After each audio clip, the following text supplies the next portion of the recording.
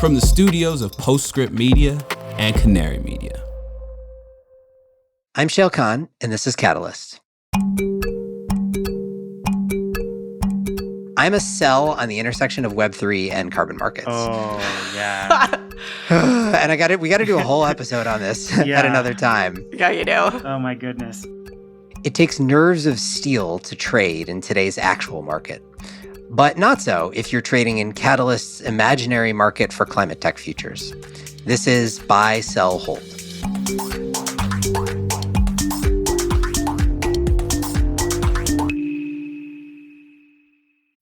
Let's face it, environmental news is often very depressing. That's why we focus on solutions on this podcast. But still, the climate crisis looms large. Rising temperatures, mounting pollution, environmental degradation, they're all warping the planet. And for a lot of species, including us, things don't always look so great. But the story doesn't end there. Every Friday, Living Planet, a show from Deutsche Welle, takes you behind the headlines to figure out what's happening and how we'll get through it. It'll also help you make better choices for a healthy planet and find space to reconnect with the beauty and wonder of the world around us. You can find Living Planet wherever you get your podcasts.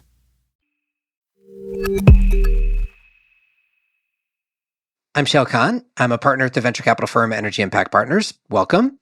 So I'm a betting man by nature, but I'm on the sidelines these days in the stock market. Things are just a little too hairy for me at the moment. So I need another way to quench my gambling thirst. And what better way than to make some imaginary bets that are virtually impossible to adjudicate?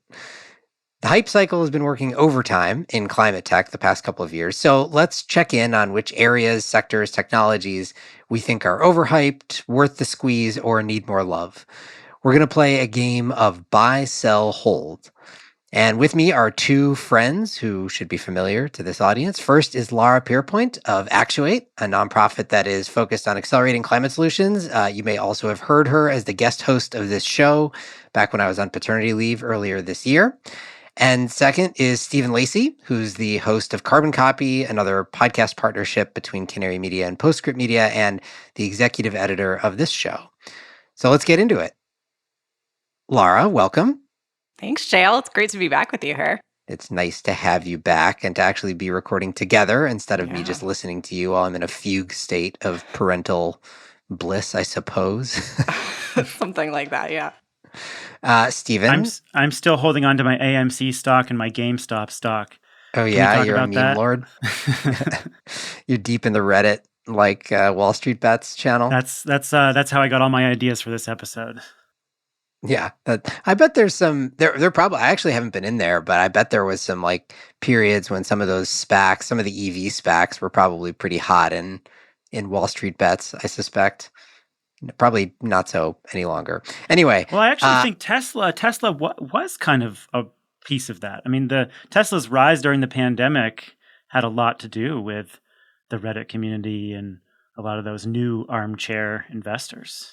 Yeah, that's true. I also think I do think a couple of the SPACs, like Lucid, I think was one of the ones that they glommed onto. And at some point, Lucid went up to, every SPAC IPO is at $10 and it went up to like 40 or 50, something like that. Well, and we're going to start the next one today, right? Yeah. No, we're going to stay well away from actual public market equities. But here's what we're going to do. So the game is buy, sell, hold. Let's talk a little bit about what that's going to mean. So each of us has come equipped with one technology or thing that we want to buy, one thing we want to hold, and one thing we want to sell. Now, I think it's important that we clarify what we are actually betting on here. So this is not like the success or failure of one of these technologies directly. What we're trying to do is say whether something is basically overhyped, underhyped, or hyped just right in a Goldilocks sense. So we're saying buying against the current level of hype, which is admittedly subjective and we can discuss for any given topic, as opposed to sort of overall likelihood of success of a given technology. Make sense to you guys? Yep. Yeah. I'm in. Okay. So we'll start with all of our buys, and then we're going to start positive here, and then we're going to become increasingly negative as time goes on. So we'll start with buys, then we'll do holds, and then we will do sells.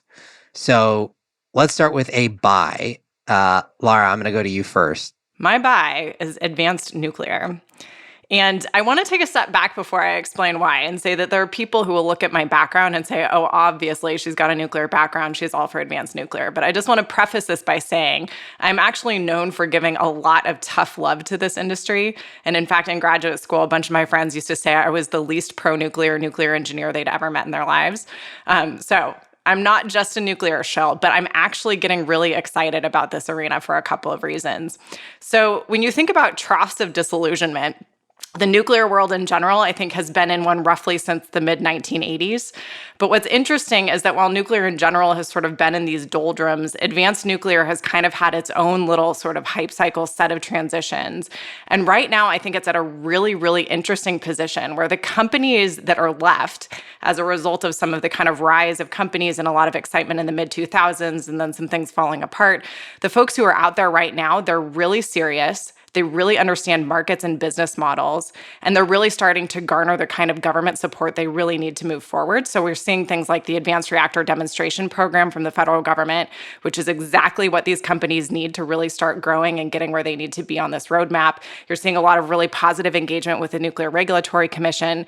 And then really interestingly, some of the conditions that we've been mentioning or that we're going to be talking about throughout this show today around the economy and some of the challenges around the world, I think are actually making the conditions even a little bit better for nuclear. So Europe is the classic example here, where having a source of carbon-free electricity that you can put anywhere is actually something that's starting to look even more attractive.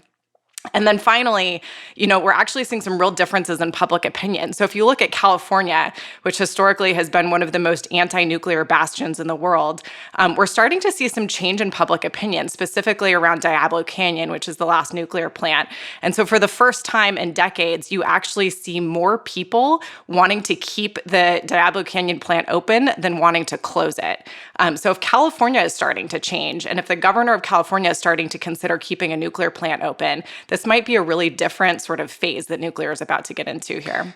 All right, Stephen, thoughts, buy, sell, or hold on advanced nuclear? I'm going to hold advanced nuclear. I feel like the public perception and acceptance of nuclear is clearly in favor of the technology, both conventional nuclear and next generation nuclear. It feels to me, though, that the technology cycles are still quite long, and as a real meaningful decarbonization solution, it's still a ways out. But definitely think that there's a lot of momentum, and definitely feel like public perception is shifting. So I am a hold.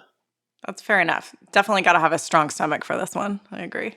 I also am a hold. I think there's a lot of super interesting stuff going on in advanced nuclear, but I would separate, first of all, I do think public perception is changing pretty quickly around the extension of life of operating nuclear, which is your example of Diablo Canyon in California. Like, you could see that. I think people have woken up to how crazy it is for us to do early retirement of operating nuclear, and how every time we do that, we replace it with fossil fuels, at least partially today. So I'm totally bought in on that. I don't see public perception changing all that quickly on new build nuclear yet. Second of all, I guess I'm curious, you're more expert in this than me, but you said a lot of positive engagement with the Nuclear Regulatory Commission. What do you make of the NRC rejected Oklo, which is one of these like next gen nuclear companies that I think was viewed as sort of a forerunner for maybe getting one of the first SMRs built? They rejected their petition like straight up out of hand earlier this year. Is that a significant indicator of NRC engagement, or was it kind of a one-off thing? I mean, we talked about this a little bit on my nuclear episode with Jake of Oklo, but I think that actually what that was in some ways, this is going to sound kind of crazy. I wouldn't call it necessarily a good thing, but I think part of what you're seeing is that there's actually like a real positive tension right now between companies and the Nuclear Regulatory Commission. They're really deeply engaged. They're really trying to figure out how to move forward. And there are fits and starts, and that was a fit. But that part of what that is kind of a symptom of the fact that the Nuclear Regulatory Commission realizes it needs to get this right. The companies realize they need to be in front of the NRC as early and as often as possible. And there are a lot of things that are happening behind the scenes that don't make headlines that sound like that. So a lot of engagement with some of the, NGOs and the folks out there who are really trying to make sure that the rules are in place to move these things forward. So basically, my response to that is not quite as bad as it sounds. All right. Laura's a buy. Stephen and I are holds. Stephen, your turn to get into the hot seat. What is your buy? I am buying heat pumps. Now, I know what you're thinking, heat pumps. Everybody's talking about heat pumps. There's already a lot of hype around this particular technology. So why do you think that there's a lot more upside potential to heat pumps given the amount of attention already on this space? I have many reasons, but I'll point to a couple. One is, I think, just pure user experience. So having moved into a new home with a central gas steam system, and some heat pumps, some mini splits. The gas steam system is terrible. I hate it. And we've used the mini splits to heat certain rooms. And the experience of the mini split is so good. We had an extremely cold winter, and it was so quiet, and it was heating the room so perfectly, even at sub-zero temperatures. And there has been this perception, and in the past, rightly so, that heat pumps are not sufficient to in really cold temperatures. And the technology has gotten a lot better. And I am a use case that I can tell you that these heat pumps now today work exceptionally well in very cold temperatures. So I think the user experience is getting better. And at the same time, there's a very clear economic case for expanding heat pump production. So we sell 4 million heat pumps a year in this country, and we sell 6 million residential air conditioning units. And according to an analysis from Alexander Gard-Murray, who's a political economist, and Nate Adams, who is a home comfort professional energy efficiency expert, if you just worked with manufacturers to encourage them to switch those AC units into hybrid heating and cooling units, it would cost them about $300 to do that. And we could be using all of those residential systems. People could get their cooling systems, and for just a few $100s more, all the AC units in this country could be hybrid units. So I think there's a lot of upside potential to deploying heat pumps, a lot more heat pumps than we do today.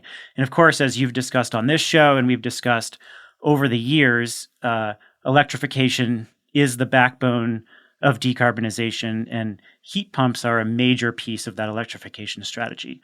So I'm a buy on heat pumps. All right. So you're a buy despite admitting that heat pumps are fairly hyped. I would say hyped within the nerdy energy person community, but that's the community that we all inhabit. So we'll count it anyway. Yeah, I think they're not hyped outside of energy circles. A lot of people still don't know about them. And the people who do hear confusing language from their contractors. They say they're too expensive or they're too costly to maintain. And there's still a lot of friction in the contractor process. So people have insufficient information. And a lot of people hear that they're not as good at heating as conventional furnaces. And that is not true. And I can tell you by experience that it is not true. All right, Lara, buy, sell, hold on heat pumps. Well, first and foremost, I'm quite literally a buy in the sense that I also just moved into a new home and in the process of converting our natural gas system over to a heat pump. So I'll say that much. I think overall, I agree pretty much. I'm somewhere probably between a hold and a buy. I think it's true that it's fairly well hyped. I agree much more so in energy nerd circles than outside them. But this is definitely an active conversation in California, particularly around policy. But there is one challenge. I haven't actually run the numbers yet for our system. I'm supposed to get an estimate just this week. But what I'm hearing a lot of times from my friends is that natural gas is so cheap here in California that it actually doesn't necessarily always pencil out, which is kind of a bummer. So I think there are a few headwinds there. But I will say one other thing, which is that heat pumps aren't just for residential electrification. There's some really interesting applications in industrial contexts and things like that. And I don't think we're talking nearly enough about those. So if you incorporate kind of all of those other potential use cases, then I'd be a pretty solid buy also. That was actually going to be my reaction too, which is I think heat pumps for residential It's hard to sell. Like I'm bullish on them, but also they're getting a lot of attention and hype. So I don't know, somewhere between a hold and the buy. But exactly what Laura said, no one's talking about heat pumps for industrial applications. There's some really cool activity going on there. More on that relatively soon. But there I'm definitely a buy relative to the level of lack of hype, I would say. Yeah, I saw in the Twitter thread when we put out the call for subjects, there were some people who mentioned that as well. I would be remiss if I didn't talk about a couple news hooks here. Actually, the Biden administration just announced that they're going to use the Defense Production Act to encourage production of heat pumps for residential and commercial applications. And there was a bill introduced in the Senate that would encourage manufacturers to switch from AC-only units to hybrid units. And that was partially informed by the work of Alexander and Nate, who I referenced earlier. So there's some interesting policy momentum as well.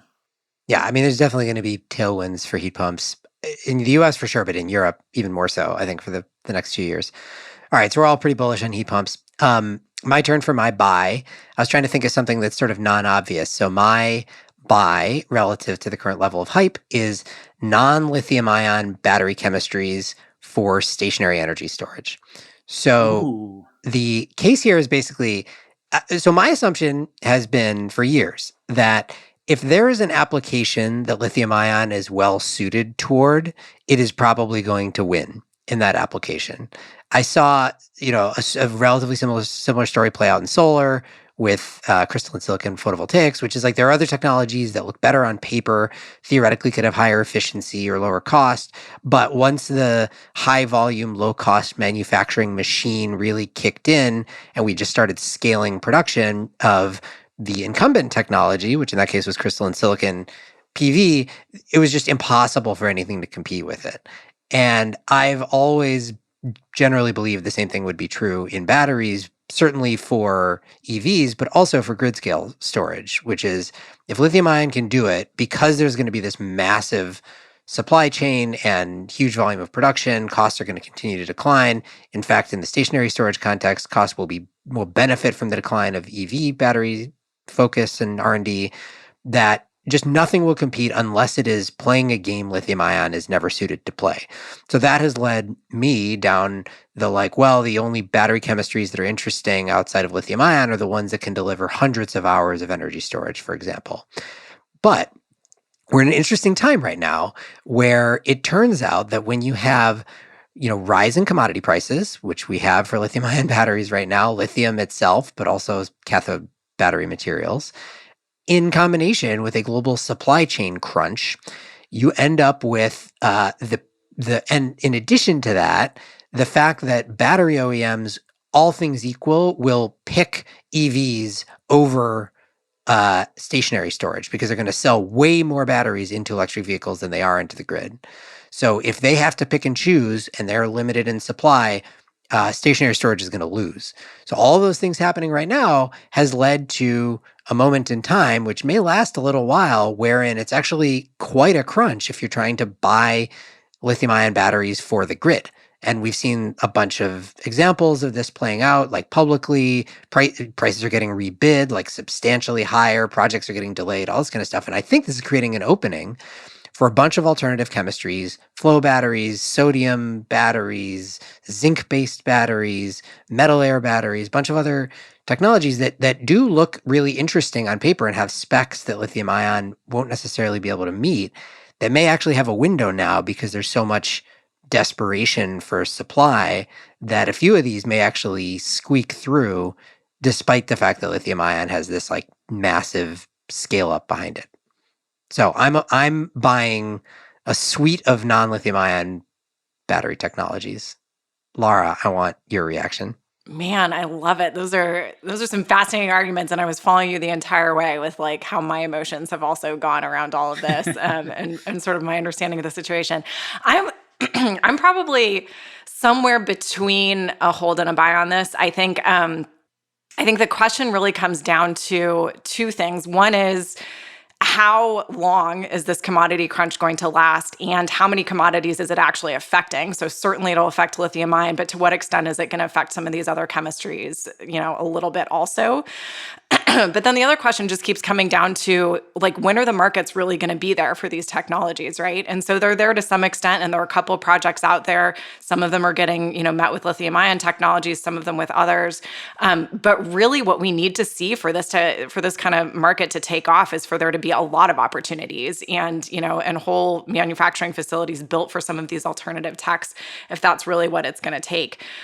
So that I'm a little bit less sure is close at hand, because I think we really need to figure out exactly how we're going to just, make the market incentives work for these technologies, and make sure that we're actually, converting to renewables at a pace that's quick enough that you're going to create enough opportunities for them to really make money. Yeah. I should say, though, it is both a commodity price issue and a supply chain issue. Like, the supply chain crunch that is plaguing various industries is particularly strong in lithium-ion battery world as well. So it's like the combination of both. There is a bottleneck in the supply chain, and commodity prices are like way higher than they've ever been.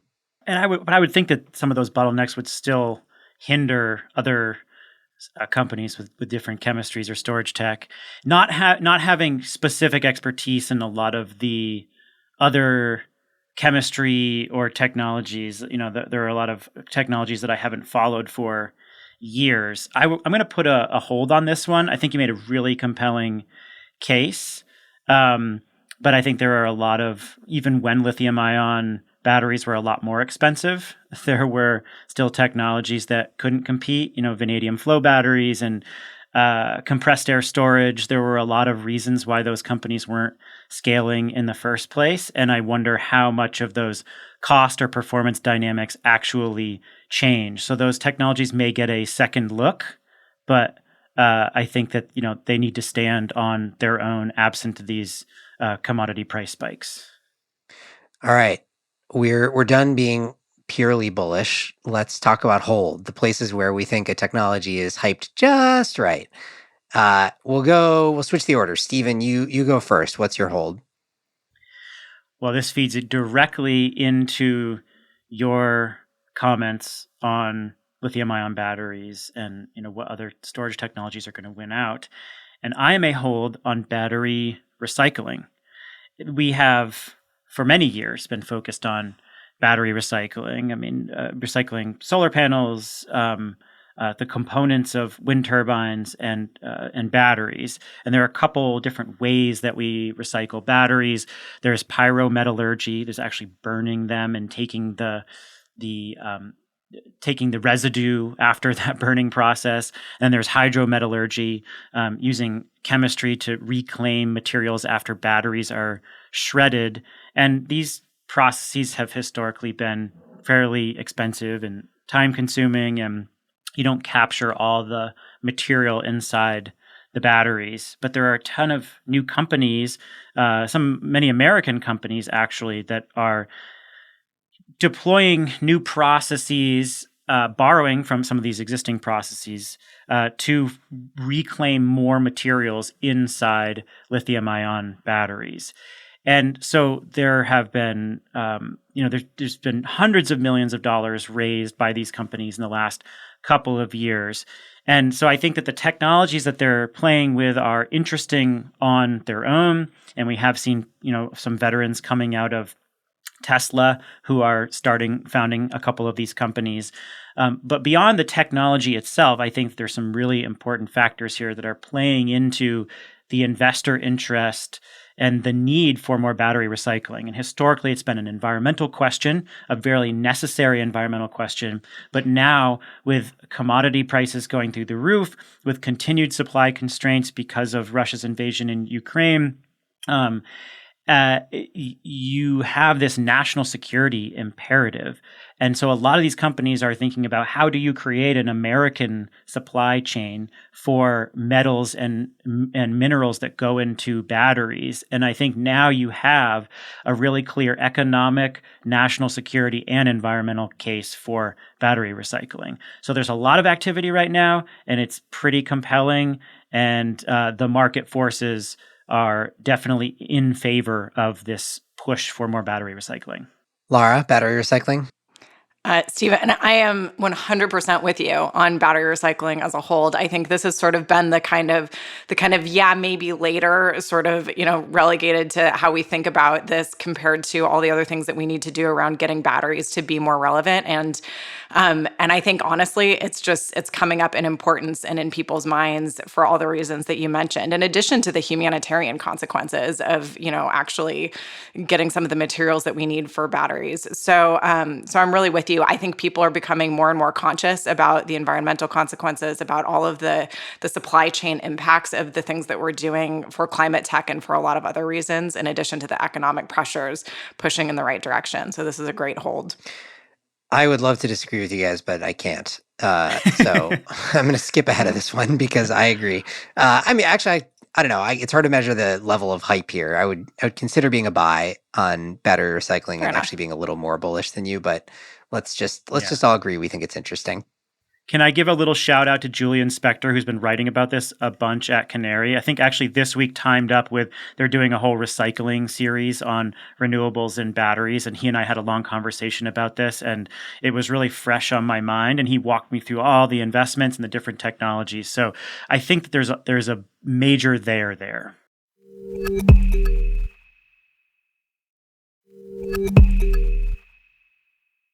My hold, is one that when we put out a call on Twitter, we got unsurprisingly, strong opinions ranging from extreme buy to extreme sell. So I figured we had to talk about it. So my hold is hydrogen. This one, I think depending on where you are, you could say it's extremely hyped, predominantly in Europe, less so in North America, though it's getting there. But I also think that hype is probably worth it. Hydrogen, the problem with hydrogen in my mind is that in theory it can do everything. And so people have sort of decided to apply it to everything. So I would be very much a sell if we're talking about like hydrogen for passenger vehicles.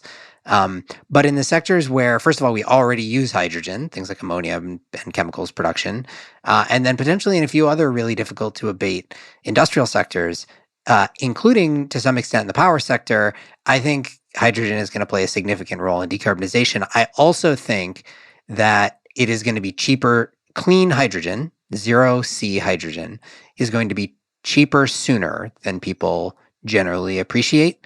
And as a result, it's going to look more competitive with natural gas sooner, and we're going to discover that we can move faster than generally people are thinking. So I would make it a buy, except that it is super hyped. So I'm holding clean hydrogen. Laura, I think you were considering this one as a sell. So tell me why I'm wrong. Well, no, I think everything that you said is actually really spot on. I think the thing that sort of tips me into selling territory, it's a couple things. One is that I think it is pretty hyped, and I think you're right that there's going to be a little bit of a reckoning around what exactly are the markets where hydrogen really does make sense. And I think the ones that you mentioned are spot on. I think we're all sort of in agreement that passenger vehicle transportation is probably not in the offing for hydrogen. But there's one other point to add to the mix here, which is that the Environmental Defense Fund put out a paper in February that looks at the direct greenhouse gas impacts of hydrogen, and it was not pretty. It basically is suggesting that, in fact, the global warming potential of hydrogen itself might be a lot higher than we have thought. And if that's true, then in particular, hydrogen leakage is going to be a massive problem. And that made me really sad, because one of the things that in my pipe dream of a future world we would do is actually reuse all of our natural gas infrastructure for hydrogen, so that, that's such a nice solution, right? Because then you have a use for a whole bunch of otherwise stranded assets, and with some coatings to make the steel more hydrogen resistant, you could have a pretty strongly clean hydrogen-based future. And that's looking like it might be less of a possibility now. But I'll admit that all these things, there's still a lot of work to be done around this. And also this is, the use of gas infrastructure as kind of a way to transport hydrogen is also far in the future. So these may not be super relevant in the near term. I want to put a placeholder on that topic. We're going to talk about that more at some future episode. I have strong opinions about those two studies that come out, one from the UK government, one from EDF, talking about this hydrogen leakage issue. I think it's really misleading, actually, how they're presenting it. They're using 5-year, the EDF one in particular, they're using 5-year global warming potential versus the 100-year standard, hydrogen's a very short-lived gas. Even in a worst-case scenario, like worst-case leakage, 10% hydrogen leakage, which is crazy. Nobody expects that to happen. Even then, over the course of 100 years, hydrogen is like an 80% reduction in greenhouse gases. And again, it's clean when you burn it, so you're only talking about the upstream emissions. That's in a worst-case scenario. It's in a realistic scenario where we do for hydrogen what we do for sort of best-in-class natural gas today, and we monitor it and mitigate leakage, it's like dramatically better. So there's a bunch of things about it that I have like find concerning about the way that those studies are being presented, because it's not apples to apples. With that said, I do think that like they're raising a good point, which is we need to mitigate leakage as we build out hydrogen infrastructure, and it probably does make some cases around like how we should build that infrastructure, how distributed it should be, and stuff like that. But Right. I worry that there's going to be some scary headlines that if you actually read the studies are not as scary as the headlines make them out to be. That's fair. Although I do think we need to dramatically reduce the uncertainties around leakage rates, because the thing is they might be even worse than we think they are in the natural gas world. And if we start applying that within hydrogen too, it's not great. Got to get a handle on leakage, I think. Yeah, agreed there. Stephen, reactions on hydrogen? I'm a hold. I think that there's a lot of potential to decarbonize my partially hydrogenated soybean oil from my buttered popcorn. That's Joking. important. No, I think that there are high value applications for fertilizer production, industrial chemicals, and clearly we need green hydrogen or lower carbon hydrogen to decarbonize those spaces. Obviously, definitely a sell for downstream applications. So I'm mostly in agreement with both of you. All right, moving along quickly here. Final hold. Lara, what is yours? My hold is vehicle to grid, although I'm actually cheating, because the reason I'm saying that is because I'm also a hold on fleet electrification, which I think is going gangbusters. And part of, I think, what we're seeing is even more economic incentive to electrify fleets, given the cost of gas. And this is hitting companies, to an even greater degree in some cases than it's hitting consumer pocketbooks. And I think if you electrify fleets, that's really the sweet spot for vehicle to grid applications. You start to see some actual real repositories of grid resources around both managed charging and potentially even kind of serving as a battery of sorts. So I'm a hold on V2G. Stephen, V2G? Yeah, someone on Twitter said like they're a sell for DERs and a buy for DERs, and I think I put V2G right in there. Like the potential is enormous.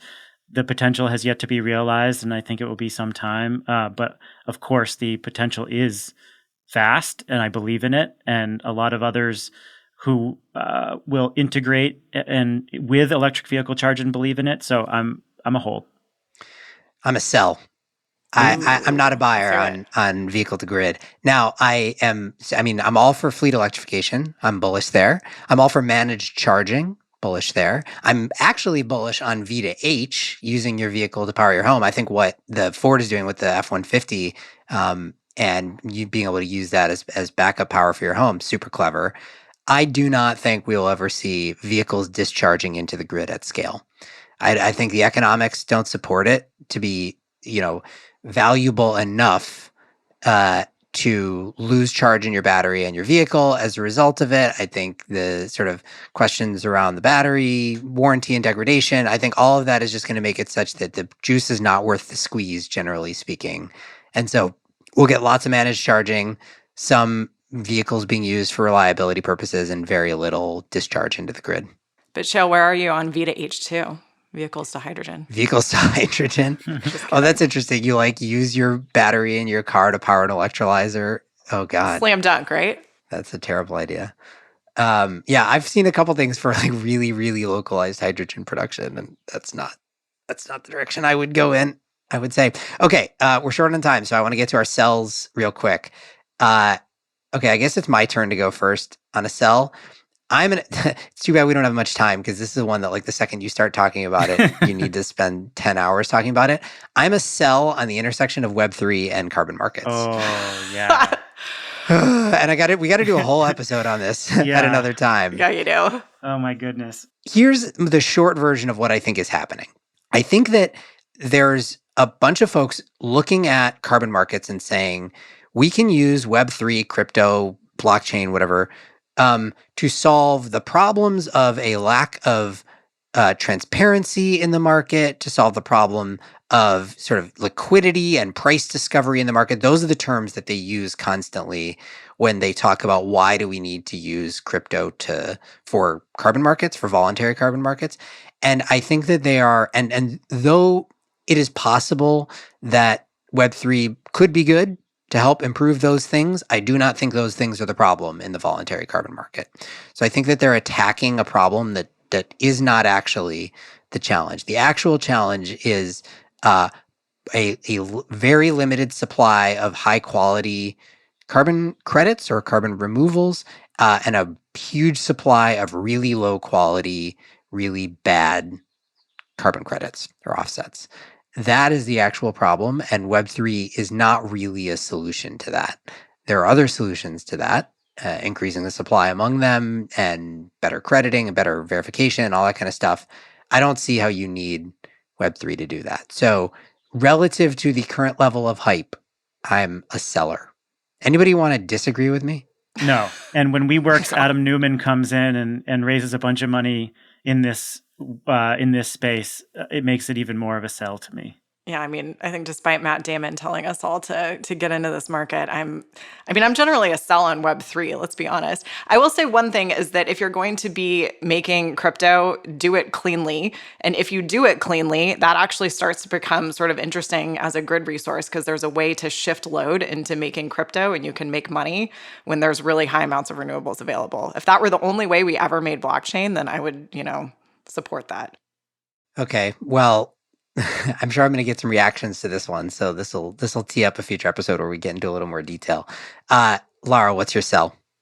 My sell is actually carbon to value. I think, you already mentioned basically that there are some big challenges, obviously, in the carbon markets right now. And this has just always been a really tough space because the places where you have a lot of volume, like, making cement, you have really low commodity prices. So it's hard to get a good price for the carbon that you're capturing.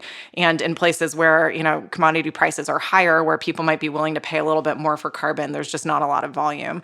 So I think that's always been a challenge. I think what's really going to drive some of the carbon markets in the near term are a lot of the companies that are actually interested in buying credits. And when they do that, I think they're increasingly going to want to see some level of permanence and clarity around what it is they're actually getting. So I'm hoping that that's an arena that starts driving more towards things like sequestration, rather than things like carbon to fuels, where you wind up actually getting a lot of carbon at the end of the life cycle anyway. I would say I'm a hold on this one. I think those are all good points. I think there will be demand for carbon negative products. Now, you're making a fair point that like the high value applications are not the big carbon sinks. So if it's like buy, sell, hold on, will this result in the sequestration of 10 gigatons of CO2 via products? I would also sell. Do I think, though, that there is going to be sort of a new market emerging for carbon negative products and materials? I think so. So there, I guess I would put myself as a hold, though I think the points you're making are fair. All right, final one, Stephen. What is your sell? My sell is renewable natural gas.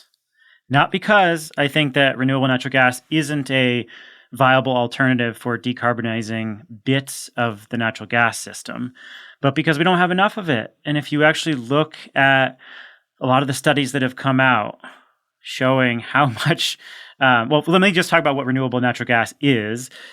Renewable natural gas is like pipeline quality gas that can be interchanged with conventional fossil gas, and it's created by decomposing organic matter and from wastewater or agricultural waste or food waste. And so it is very much a viable technology, but pretty much every state study and government study shows that it can only be, that we're looking at between 5 and 20% of the total gas supply. That's the amount of renewable gas that we could supply.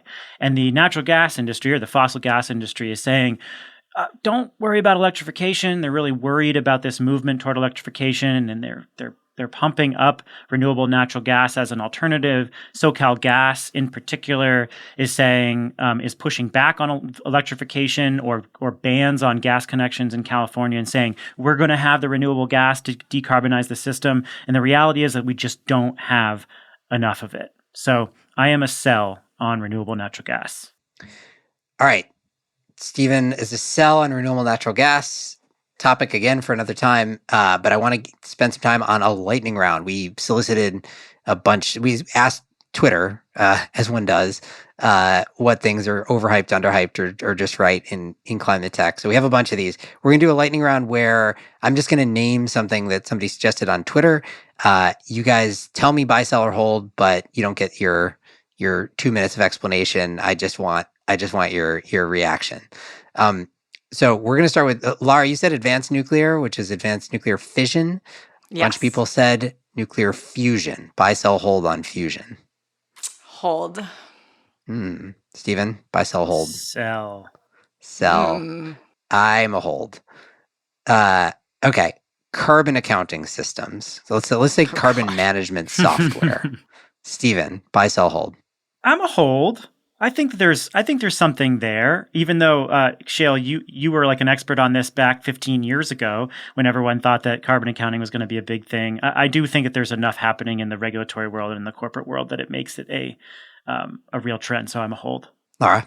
I'm a hold too, but we got to get our act together. We got to start doing it better. That's all I got to say. Yeah. Okay. I'm also a hold. I mean, I would be a sell on some of the valuations of some of the companies in that space, but it's going to happen. Every big company is going to have to do it one way or another. Okay. Bunch of folks also suggested geothermal, so we're going to do buy, sell, hold on current level of hype around geothermal. Stephen, you go first. I'm a buy on geothermal. The resource potential is enormous, and I think the drilling technology is getting better, and we know it's there. We know the resource is there. I'm a buy, and I don't think it's actually getting that much hype outside of the Twitter circles, by the way. So that's why I'm definitely a buy. I'm with Stephen on this. I'm a buy. I think it's underhyped, in particularly the real world, and I think we're going to see more places where it gets possible thanks to some of the new techs out there. I'm a hold because I think it's more hyped than you guys do. I agree that it's like this small community of enthusiasts, but I see what's happening in my mind in geothermal right now is what happened in nuclear a few years ago, where like a bunch of people who are kind of new to the space started looking at like, how do we decarbonize power? And they find this magical resource that is, zero carbon and baseload and could be abundant. And so obviously the solution is, and it used to be nuclear and now it's geothermal. Maybe it's geothermal and nuclear. And so it, as a result, has become very hyped. I'm all for it. I'm very bullish on nuclear, or on geothermal rather. I just, I'm a hold relative to the current level of hype that I see. Okay, another one that a bunch of folks suggested: transmission. Buy, sell, hold on transmission. That's a trickier one to think about. I'm a sell on transmission because everybody's talking about it. It is, we know how much more transmission we need to build. But it's so damn hard in this country. The hype relative to the reality of building out transmission lines, that they don't match up, and I unfortunately have to be a sell. Even though I generally support lots more transmission build out in this country, I think it's super difficult to get built. I think Stephen's spot on. I'm a hold. I think if the technologies can start addressing some of the siting challenges head on and actually meaningfully making transmission lines smaller and easier to build and ultimately easier to site, it could get interesting, but I think it's going to be a slog. It's hard to measure the current level of hype around transmission. That's what I'm struggling with. True. Like, it's not really hype. I'm going to buy because right. You said everybody's talking about it. I don't think anybody's really talking about it, except for when like some state rejects a new transmission line or something like that. We're going to need a ton more of it. It's really tough to build. I'll buy. Okay. 2 more and then we're done. E-micromobility. Buy, sell, hold. Lara, you go first. Sell. I think. I mean, man, this is a really tough one. I think, a lot of hype, obviously, a couple years ago, the pandemic really sort of made things real rough for those companies. Man, I don't know. I guess there's really not a lot of hype right now, but I still think that it's just I don't know, we're not in a place to see that recover as quickly as we might hope. Steven? Are we talking about scooters and Could be talking about scooters, could be talking about E-bikes. e-bikes. Yeah. Yeah, I'm a hold. I mean, sadly, people went to their automobiles in pretty big numbers during COVID, and they haven't gotten out of their automobiles yet. And so clearly a lot of people are using e-micromobility solutions, but a lot of people are going to their cars, and I haven't seen an enormous impact. But people love them. They're great options, and they're certainly an important mix in transit and mobility options. So I'm a hold. I'm a buy, and it might just be because I live in Berkeley and e-bikes have like taken over Berkeley, but they're great. And I think some people are starting to use them to replace car trips. I think the model of shared scooters, that was the thing that was really hyped a few years ago. I mean, I wouldn't necessarily be a buy on that today. You see a lot less of that, but I think ownership of e-bikes, e-scooters, stuff like that is starting to pick up here. In some places in Europe, it's huge already. So I think that I think it's coming back, e-micromobility. Okay, and the final one, suggested also by a bunch of people, and as you said, Stephen, somebody suggested it's both overhyped and underhyped, DERs and demand flexibility. Relative to the current level of hype, where would you vote? I don't know, where are we on the hype cycle with DERs? I mean, we've gone up and down and up and down. I don't know where exactly we are. I'm a hold. I'm right in the middle. I mean, obviously, this is where the world is headed because of cost, consumer demand, regulation, environmental reasons, and utilities do see some benefit in it. So, I mean, I don't know how fast it's going to move relative to where people thought we would 10 years ago, but absolutely that's the direction we're headed in. So a distributed system is inevitable. How distributed it is, I don't think anybody knows, but I'm definitely a hold. Yeah, I'm pretty with Steven. I think I'm between a hold and a buy. I work a lot in this area, and I think everything he said is totally spot on, and particularly that question about how fast, I think, is the biggest question. Otherwise, I'd be more in the buy territory. I agree. It's kind of tough to figure out where we are in the hype cycle on DERs. I sort of think we're past the big hype, the original big hype, but it's always remained at a reasonably high level of hype despite all the challenges. So I think I'm with you guys. I'm a hold here. Okay. We've gotten through everything that I wanted to get through, albeit very quickly. Lots of threads we need to tug on in future episodes, but this was fun. Thank you, Stephen. It was great to have you back. Thank you. The Web3 one, we got to hang on that a little bit longer. Yeah, we got to talk. I have like a bunch of, we got to come back to Web3 and carbon. I got to talk more about this hydrogen leakage stuff. Yeah. We got to spend more time on geothermal and carbon accounting, a bunch of these areas. But this was a good teaser anyway. So Laura, thank you again. Great to have you back and to actually be able to talk to you instead of just listen to you. This was super fun. Thanks, guys. Thank you. This was so much fun. Laura Pierpoint is the Director of Climate at Actuate, a nonprofit that is focused on accelerating climate solutions. Stephen Lacey is the host of our sister podcast, The Carbon Copy, and the executive producer of Catalyst. Okay, I suspect we'll have some reactions to this one, so we welcome them as always. Let us know what you think. Send us a note on Twitter at @CatalystPod or directly to me or Stephen or Laura, who's more on LinkedIn than a Twitter person. Laura, get on Twitter. If you liked the show today, as always, go over to Spotify or Apple Podcasts, leave us a rating and review. This show is a co-production of Postscript Media and Canary Media. You can head over to canarymedia.com for links and more info on today's topics. And as always, Postscript is supported by Prelude Ventures, a venture capital firm that partners with entrepreneurs to address climate change across a range of sectors. They would buy on advanced energy, food and agriculture, transportation and logistics, advanced materials and manufacturing, and advanced computing. Big buyers over there at Prelude Ventures. This episode was produced by Daniel Waldorf, mixing by Greg Vilfrank and Sean Marquand, theme song by Sean Marquand. Our managing producer is Cecily Meza Martinez. I'm Shail Khan, and this is Catalyst.